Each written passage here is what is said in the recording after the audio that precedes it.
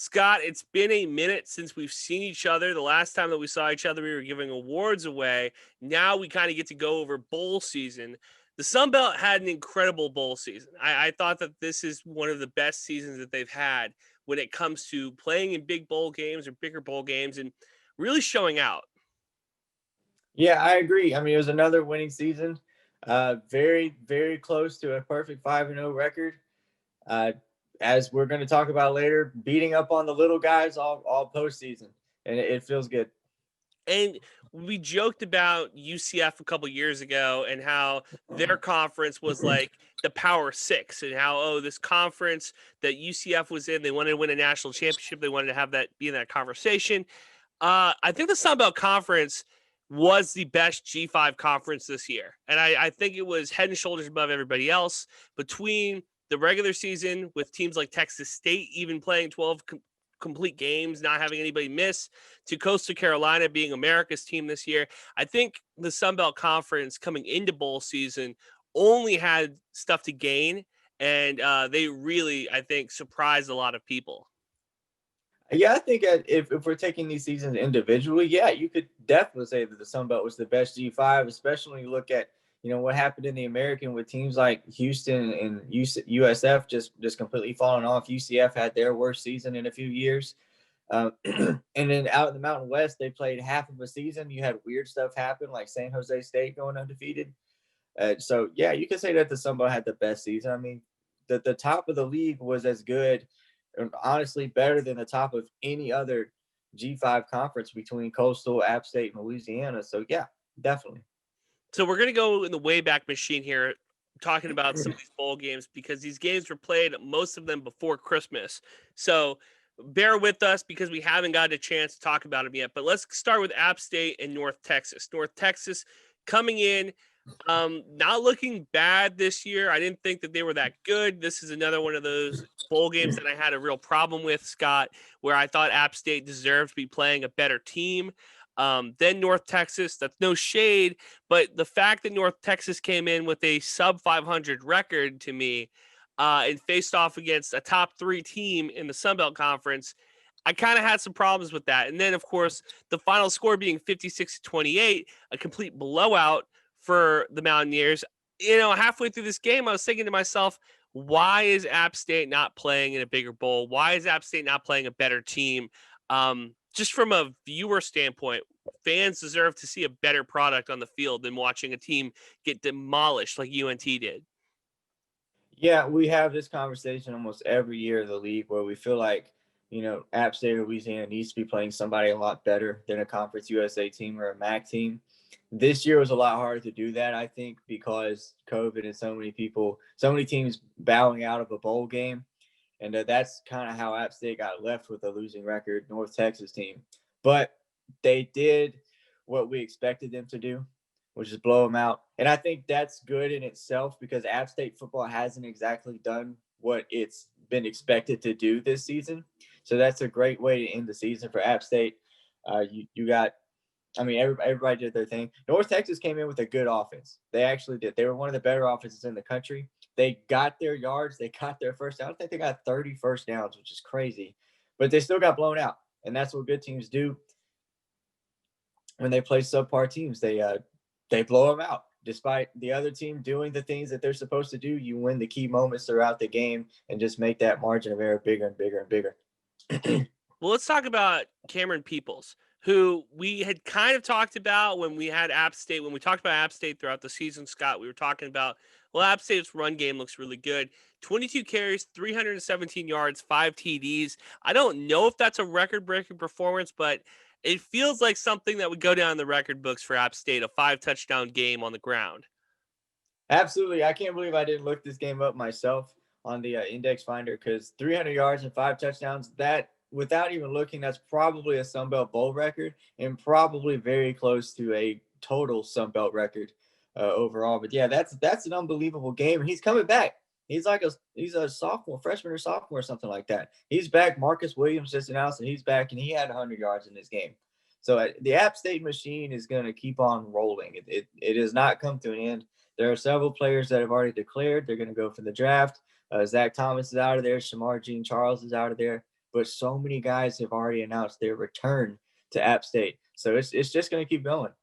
Well, that's what I'm really interested in, though, with App State is because, and we'll get to this in a second here, but the fan base for them has been so spoiled, I want to say, when it comes to Sunbelt success, that I thought that they would have, an okay season this year. I thought that they would be one of the better teams in the conference.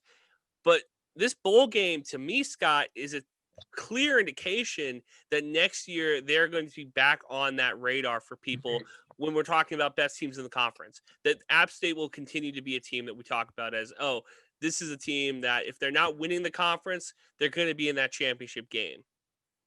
Yeah, for sure. And they're getting an experienced quarterback who's been around, somebody who they think should be able to carry the torch. Zach Thomas, he was the guy to carry that Taylor Lamb torch and keep it going for App State. And now you got Chase Bryce out of Duke, who was originally at Clemson. He's going to keep it going for another couple years. So there's no reason to think that this team is not going to be the App State team that we're so accustomed to seeing next year. Yeah. All right, let's move on. 23rd, we had another blowout game, Georgia Southern and Louisiana Tech. Now, Louisiana Tech, weird situation. They came in, I think, a game over 500 or a 500 team. Another one of these where Georgia Southern was not the best team in this conference. They were a very good team. They were not the best team. I was surprised to see them really lay the hammer down on Tech. Were you? I was surprised by the score outcome. That's for sure. I think I was leaning towards Georgia Southern. I think for me, I want to believe that the Sun Belt's middle tier is better than the Conference USA's middle tier. By this much, though, that was impressive. I didn't see it. I did not see that coming. Look, they put up 3 points in the first half. I thought to myself when it was 21-3 at halftime, okay, well, Tech, they go into halftime, they're going to get something on the board. That second half, Scott, was a snooze fest to me from the Tech offense. They did not do anything. And then Southern, they put up 17, 38-3. A lot of people made some money.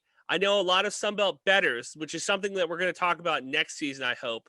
We'll kind of edge it a little bit about the gambling side of this thing. But look, man, we're talking about a Georgia Southern team that did not come in at a 20 or 35-point favorite. Okay, they were a small favorite, if a favorite at all. And somebody made a lot of money on this game. That's what I'm going to say about that. Yeah, for sure. I mean, it's something that I don't think would have happened if not for the game time decision made by Shai Werts, because nobody really expected Werts to play in this game. It felt like it was going to come down to the second or third quarterback, but Shai Werts decided that he was going to be able to play. From what I understood, it was a on the field decision, and once the team realized that he was playing, that's where Louisiana Tech lost. It wasn't even their fault. It was Georgia Southern. They were energized. They were ready to go. Shai Werts, 4 total touchdowns, ran the ball really well, threw the ball really well. And then defensively, we got Georgia Southern's defense. I mean, this is what we've seen in the Sun Belt all year long. People just have a hard time scoring against Georgia Southern. They picked off Louisiana Tech 4 times, and 2 of those were our freshman defensive backs that we like so much, and Derek Cantine and Anthony Wilson. So they got the Georgia Southern that I think Georgia Southern fans have been wanting to see all year long. It was the complete, total picture from Georgia Southern. And look, I hold out a little bit of hope because the fact that Texas State played them close or played with them for a couple quarters, I look at it and I hate to shoehorn Texas State in here. They didn't do anything in bowl season. They get invited. But I'm just saying, like, look, they could have played Louisiana Tech close, hopefully. That's my little joy that I get out of bowl season for the Sun Belt Conference. Yeah, I think just about everybody played Georgia Southern closely though throughout the year. That was that was the running theme with the Eagles. Even with the next team that we'll talk about, they played a lot of close games too. But Georgia Southern, it seemed like it's what they did. They played close games, so I feel good for their fan base that they were able to go to this bowl game and just watch a completely dominant performance. They were able to get out of the Sun Belt and just beat somebody down, which is what they needed. All right, let's talk about the other ranked team in the conference, Louisiana. They faced off against UTSA. And what was funny to me, talking again about Texas State, and this is the last time I'll mention them, but Texas State fans were in this weird predicament where Louisiana, sure, they're a conference team. We're the westernmost team. We don't really have the conference alliances that a lot of other Sun Belt fans do. Do we root for the Raging Cajuns, or do we root for UTSA, which is just down the road? And it was a no-brainer. You root for UTSA to lose every day of the week, and they did. Louisiana did not beat them down as much as I thought they would, though. I thought that this game would be a lot larger margin of victory, we'll put it that way. It was a 31-24 win. What did you like out of Cajuns in this one? This is the first bowl game I was able to watch. Louisiana did their thing the first half, and fantastic job by Barry Lunny Jr., UTSA's interim coach, to change whatever they changed at halftime, because after Louisiana came out and scored in his first drive, UTSA was a machine between Frank Harris and Sincere McCormick. It seemed like Louisiana could not get off the field or on defense. It was just UTSA moving down the football, moving down the field, getting a touchdown every other drive. Louisiana couldn't do anything. On its heels, couldn't do anything offense. What I liked was that Louisiana finally, in the fourth quarter, they adjusted and they went on a 6+ minute game-winning drive in the fourth quarter that finished it. It ended UTSA's offensive run. And, I mean, when you're sitting on the bench for nearly 7 minutes, you're going to cool off. So that was a phenomenal drive. Elijah Mitchell did a fantastic job. Trey Regis did a great job too. They both averaged right at 7 yards a carry. What I liked out of Louisiana is you saw what Louisiana has done all year long, and that is face adversity and find a way to win anyway. And so that's really been Billy Napier's thing. Sorry, I got a cat. That's been Billy Napier's thing all year long. And I think that's what makes him a good coach. I saw a lot of people tweet, oh, this is why Billy Napier didn't get the Auburn job, because he's getting out-coached by UTSA. Billy Napier got offered the job at Auburn. That's the report. That's their multi reports. He got offered the job because he did what he did against UTSA. He found a way to win regardless of what was happening on the field. Everything was moving in the Roadrunners' direction, and they still won. You don't want the Auburn job if you're Billy Napier. That's my take. If you're Billy Napier, there's another job that potentially could be opening up in 2 or 3 years in that state that is a much better job opportunity than taking over the Auburn Tigers. That's my advice to Billy Napier right now. Yeah, it's funny. That's almost what I was thinking too. But I don't know. I think that if you're that other school, that you probably won't be going to Billy Napier first. Well, you don't know. But they went after a guy who was pretty much an untouchable. He was pretty much burned all his bridges, and he got a head coaching job, and then he won a national title.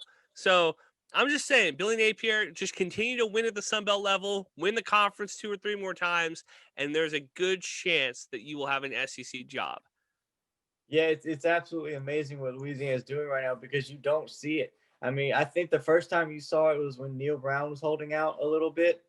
But with Billy Napier, I mean, turning down Louisiana, and I know there were some jobs that were turned down last year. I'm sorry, I said Louisiana. He turned down Auburn and South Carolina this year, and then some jobs last year.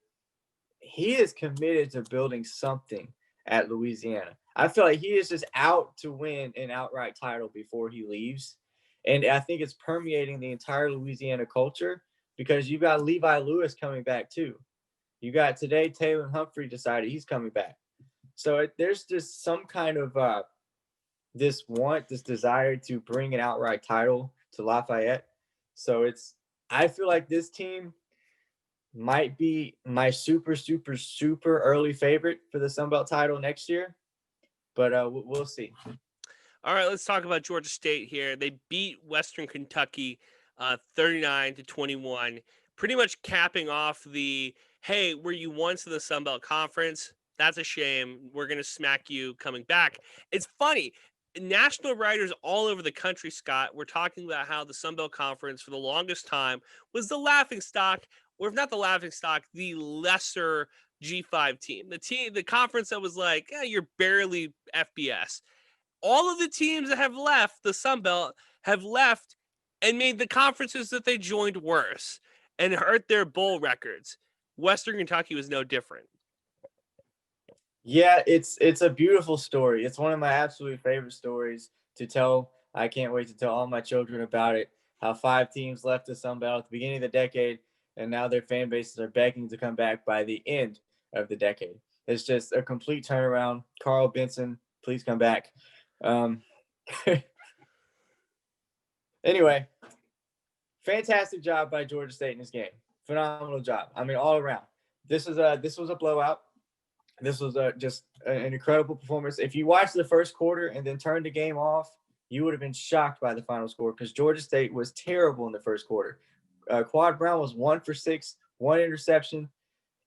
I think it says a lot about the coaching staff and the player support around Quad Brown, a freshman, for him to turn around and do what he did in this game, have 3 touchdowns, no picks. Georgia State got star performances out of star players. Destiny Coates had the best performance any running back at Georgia State has had in a bowl game. They got an interception out of Ant Lane.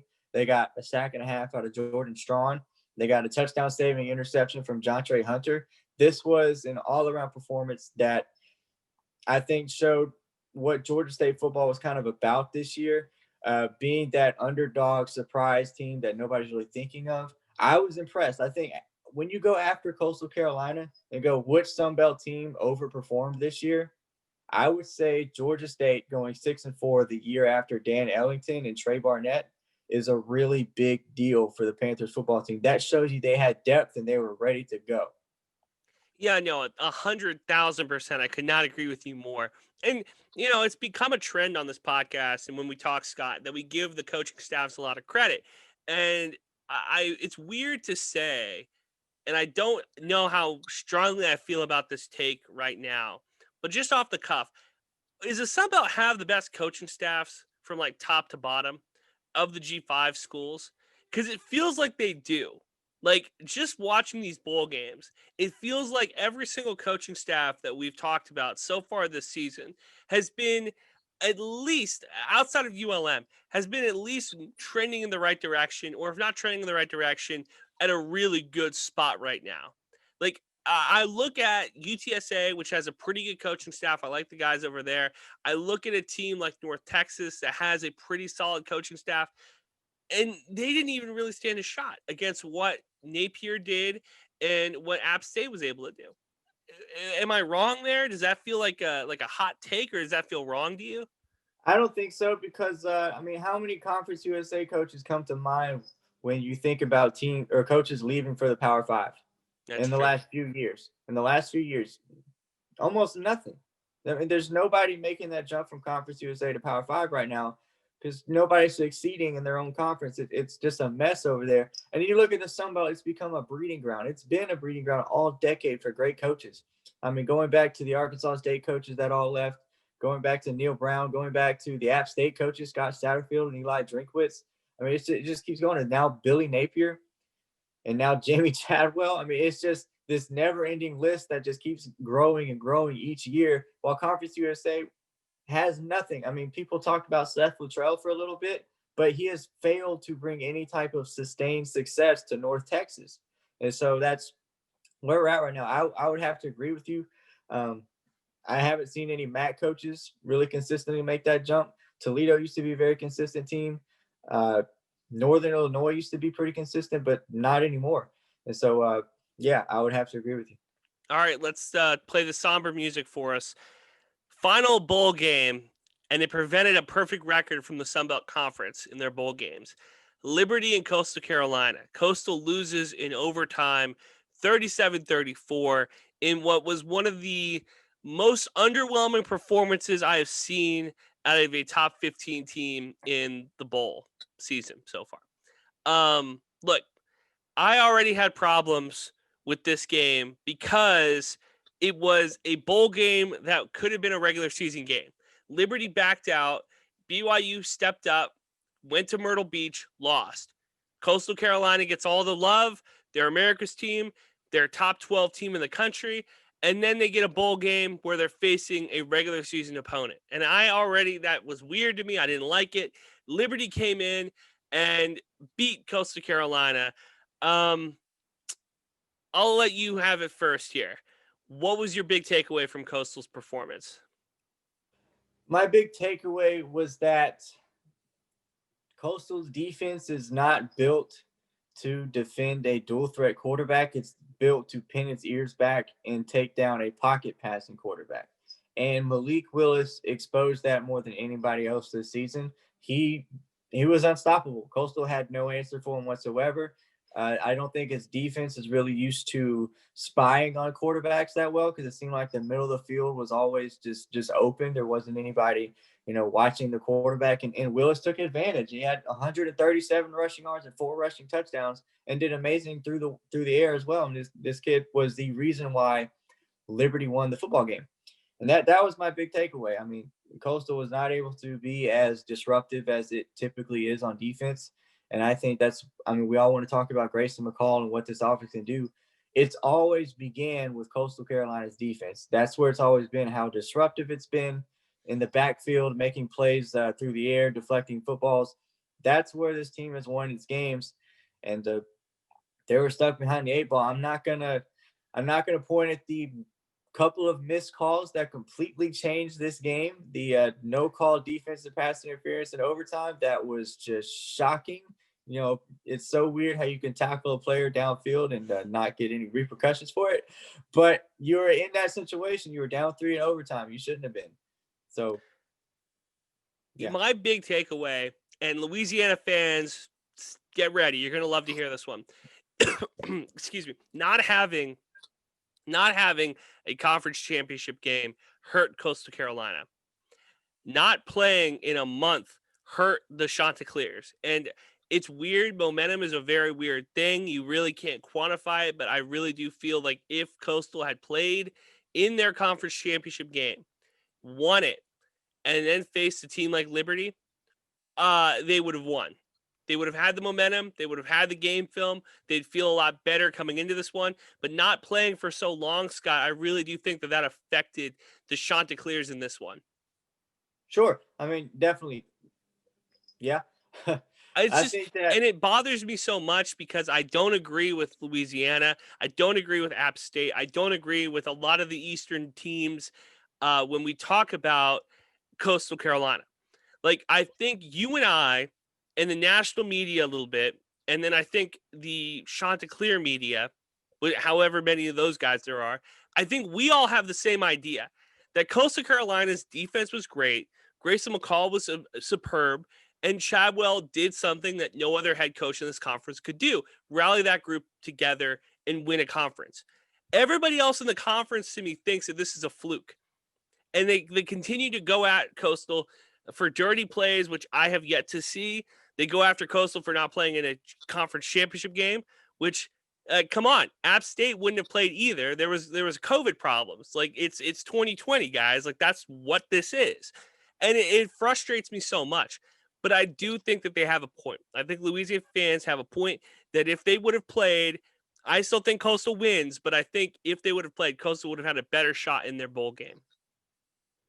I agree. I mean, if not just because Coastal's defense would have had to look at Levi Lewis and Elijah Mitchell and Trey Regis and Chris Smith all over again, and that would have helped this Liberty game because Liberty had playmakers all over the place. But I'm with you on your other points. It doesn't make any sense, the hate that Coastal gets.